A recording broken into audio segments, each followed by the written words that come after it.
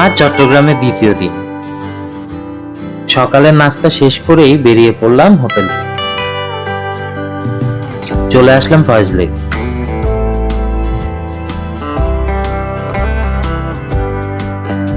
কাজ আছে অনেক, শেষ করে হয়তো ঘোরাঘুরি করব যদি হাতে সময় থাকে।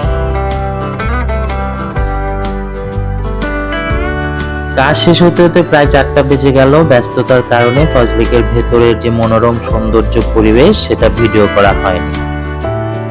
পেটে অনেক ক্ষুধা নিয়ে চলে আসলাম কপার চিমনি রেস্টুরেন্টে। এটি মোটামুটি একটি ফেমাস রেস্টুরেন্ট।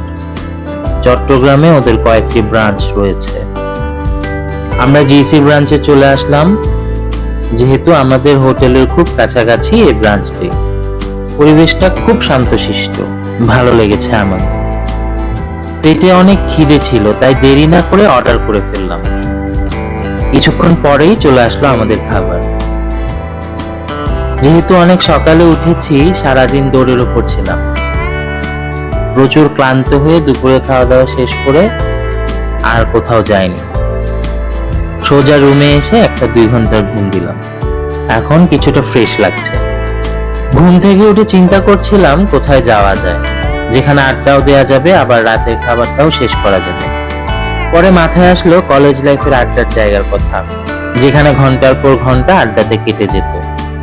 বলছি কাজের দেরুল স্টেডিয়ামের কথা। এখানে খাওয়া দাওয়ার সাথে সাথে ভালো একটা সময় কাটানোর জন্য অনেক স্পেস পেয়ে যাবেন। এখানে সারিবদ্ধভাবে অনেকগুলো কাবাবের রেস্টুরেন্ট আছে। মূলত কাবাবের জন্য এই জায়গাটা এত ফেমাস। সমস্ত চট্টগ্রামের ফেমাস এবং সুস্বাদু সব কাবাবের রেস্টুরেন্ট আছে এখানে। যদিও আগে, মানে আমার কলেজ লাইফের সময়ের কথা বলছি, এতগুলো রেস্টুরেন্ট ছিল না। সময়ের সাথে সাথে বেড়েছে সবার চাহিদা এবং ব্যবসার অগ্রগতি। যাই হোক, অনেক ঘোরাঘুরি আর অনেক চিন্তা ভাবনার পরে বসে পড়লাম দারুল কাবাবে। আড্ডা চলছে জম্পেশ। আড্ডার এক ফাঁকে অর্ডার দিয়ে দিলাম।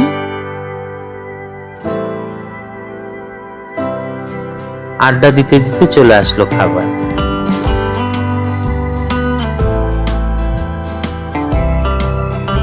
এখন খাবো দাবো আর চলবে আড্ডা। আমাদের সাথে সাথে আপনারও আড্ডাতে মেতে উঠুন।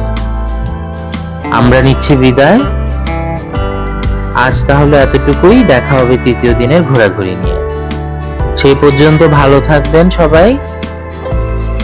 আল্লাহ হাফেজ।